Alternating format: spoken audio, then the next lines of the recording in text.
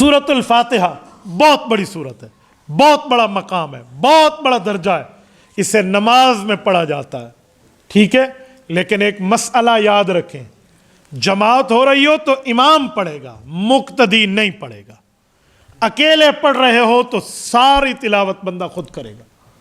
یہ سورۃ الفاتحہ میں متعلقہ مسئلہ ہے، میں آپ کو سمجھا دوں۔ امام پڑھے گا، مقتدی کا پڑھنا ہو جائے گا۔ کوئی دلیل؟ کئی دلائل ہیں، کئی دلائل۔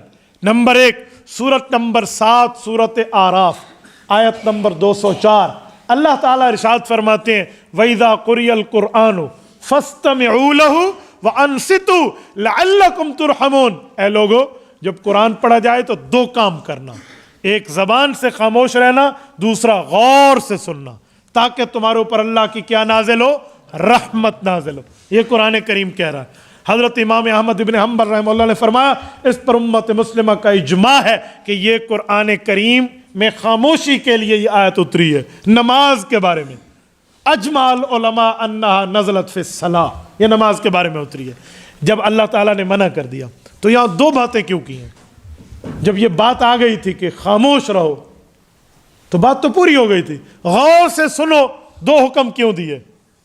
حضرت ابو عبداللہ رحمہ اللہ صاحب مدارک تفسیر نصفی والے وہ ایک عجیب جملہ فرماتے ہیں نمازیں دو قسم کی ہیں، اس لیے احکام بھی دو قسم کے۔ کہا ایک نماز سری، ایک نماز جہری۔ سری نماز کون سی ہے؟ جس میں امام آہستہ تلاوت کرتا ہے، ظہر عصر دو نمازیں، ظہر اور عصر، اور جہری 3 نمازیں، فجر مغرب اور عشاء۔ یہ جمعہ اس پہ ملا لیں، اس میں امام بلند آواز سے پڑھتا ہے۔ تو کہا جب امام اونچا پڑھ رہا ہو تو پھر سنا جاتا ہے غور سے، بولا پھر بھی نہیں جاتا، اور جب امام آہستہ پڑھ رہا ہو بولا پھر بھی نہیں جاتا، تبھی فرمایا خاموش رہو۔ تو دونوں نمازیں چاہے سری ہوں چاہے جہری ہوں، امام کے پیچھے سورۃ الفاتحہ مقتدی نے نہیں پڑھی۔ پیغمبر کریم صلی اللہ علیہ وسلم نے اس بارے میں ہمیں رہنمائی فرمائی ہے۔ صحیح مسلم کی صحیح حدیث جلد اول صفحہ 178، حضرت رسول اللہ صلی اللہ علیہ وسلم کا فرمان حضرت ابو موسیٰ اشعری رضی اللہ عنہ کے واسطے سے موجود ہے۔ فرمایا انما جعل الامام لیتم بہ، امام مسلم صحیح حدیث لائے ہیں، فرمایا امام اس لیے بنایا جاتا ہے تاکہ تم اس کی پیروی کرو۔ فرمایا یا رسول اللہ پیروی کی تشریح فرما دیں۔ فرمایا فَإِذَا كَبَّرَ فَكَبِّرُوا، امام بھی تکبیر کہے گا تم بھی تکبیر کہو گے، یہ کام تم دونوں نے کرنا ہے۔ یا رسول اللہ جی ٹھیک ہو گیا۔ فرمایا وَإِذَا قَالَ، جب وہ امام بھی تکبیر کہے تم بھی تکبیر کہو، ٹھیک ہو گیا۔ وَإِذَا قَرَأَ، جب امام قرآن پڑھے، سورۃ الفاتحہ اور اگلی سورت دونوں قرآن ہے، فَأَنصِتُوا، پھر مقتدی نے چپ رہنا۔ وَإِذَا قَالَ غَيْرِ الْمَغْضُوبِ عَلَيْهِمْ وَلَا الضَّالِّينَ، جب اکیلا امام، قالا وَإِذَا قُلْتُمْ نہیں ہے، جمع کا صیغہ نہیں، اکیلا ہے، واحد کا صیغہ ہے، پتہ چلا سورۃ الفاتحہ اکیلے امام نے پڑھنی ہے۔ وَإِذَا قَالَ غَيْرِ الْمَغْضُوبِ عَلَيْهِمْ وَلَا الضَّالِّينَ، جب امام سورۃ فاتحہ پوری کر لے، فَقُولُوا آمین، پھر آپ نے آمین کہنا، ٹھیک ہے؟ تو پتہ چلا امام اور مقتدی دونوں نے تکبیرات تو کہنی ہے، اللہ اکبر اللہ اکبر، سمی اللہ لمن حمدہ کا جواب ربنا لک الحمد، یہ تو کہنا ہے، لیکن قرآن کریم مقتدی نے نہیں پڑھنا۔ ہاں مقتدی نے آمین کہنا ہے، وہ بھی آہستہ۔ میں آگے چاہ کر دلائل دیتا ہوں کہ آمین، یہ اس کے بعد میں بات کرتا ہوں، میں سورۃ الفاتحہ کو مکمل کر لوں۔ تو آپ نے آمین کہنا ہے۔ چلو میں یہاں مکمل کر لوں، پتہ نہیں بعد میں ایک کلپ کسی اور طریقے پہ اپلوڈ ہو تو لوگ کہیں گے پتہ نہیں دوسرے کلپ نو کتنے لبیے ودے۔ توجہ، آمین آپ نے کہنا ہے اور آہستہ کہنا ہے۔ کوئی پوچھے دلیل، میں دلیل ذکر کر رہا ہوں، حدیث پاک میں ہے، رسول اللہ صلی اللہ علیہ وسلم نے فرمایا اذا امن الامام فامنوا، جب امام آمین کہے تو تم بھی آمین کرو۔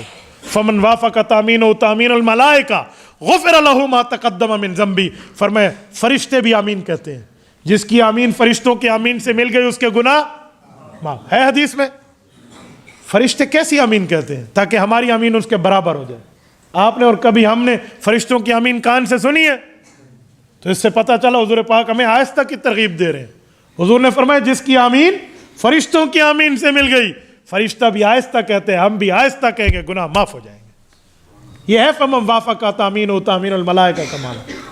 لوگ یہ سمجھتے نہیں بس امام ولا الضالین کر میں فوراً آمین کہہ دوں تاکہ اسی دوران فرشتے کی الف سے الف ملے اور حمزے سے حمزہ ملے اور نون سے نون ملے، یوں نہیں ہے۔ کیفیت مراد ہے کہ جیسے اس نے کہا اس کی کیفیت آہستہ تھی، ویسے تم نے بھی کہنا ہے تمہاری کیفیت آہستہ ہے، ورنہ فرشتوں سے آمین ہماری ملے گی کیسے؟ تو آمین بھی آہستہ۔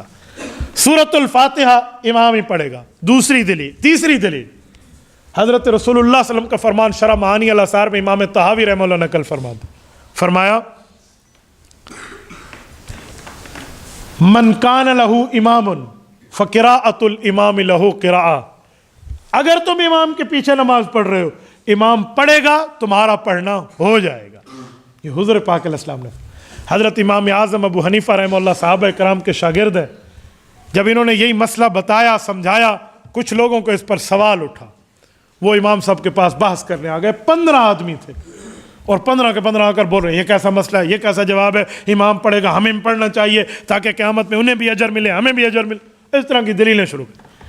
امام صاحب نے کہا اللہ کے بندے، بحث تو ہو جائے گی، مناظرہ ہو جائے گا، لیکن ایک بات بتاؤ، عقل مند ہو یا نہیں ہو؟ انہوں نے کہا جی عقل تو ہے۔ تو کہا پھر عقل سے سوچو، تم 15 زبانیں رکھتے ہو، میں ایک بیٹھا ہوں، ایک کے ساتھ ایک کی بات کرو، میں 15 بندوں سے بات کروں گا؟ تو وہ تھوڑے شرمندہ ہوئے اور کہنے لگے جی گا حال تو بابے جی دی ٹھیک ہے۔ تو ایک دوسرے کو کہا کہ ایک بندے کو انہوں نے کہا جی وڈے مولوی کو اگو کرو، تو جو ان کا بڑا مولوی صاحب تھا اس کو کہا تو دلیل دے، تو وہ آگے ہو گیا ہاں جی مجھ سے بات کریں۔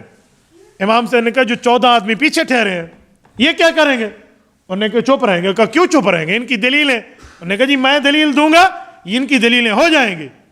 امام سے نے کہا ایک بار پھر کہنا۔ انہوں نے کہا جی میں دلیل دوں گا میرے ساتھیوں کی دلیلیں ہو جائیں گی۔ کہا یہی تو میں کہتا ہوں کہ امام سورۃ فاتحہ پڑھے گا مقتدیوں کی ہو جائے گی۔ ابھی مناظرہ شروع ہی نہیں ہوا تھا کہ اگلوں کو جان کے لالے پڑ گئے۔ یہ ہے امام اعظم ابو حنیفہ۔ انہوں نے کہا جی انہیں کل توبہ ہے تو ہی مسئلہ لوٹا لاٹتے بن سکتا ہے۔ تو انہوں نے کہا یہی میں کہہ رہا ہوں کہ تمہارے بندے دلیل نہیں دے رہے، تم دو گے ان کی طرف سے ہو جائے گی، کیوں تم بڑے ہو، ایسے امام بھی بڑا ہے، سورۃ فاتحہ پڑھے گا مقتدیوں کی طرف سے ہو جائے گا۔ تو قرآن صرف امام نے پڑھنا ہے، تو یہ حدیث پاک ہے۔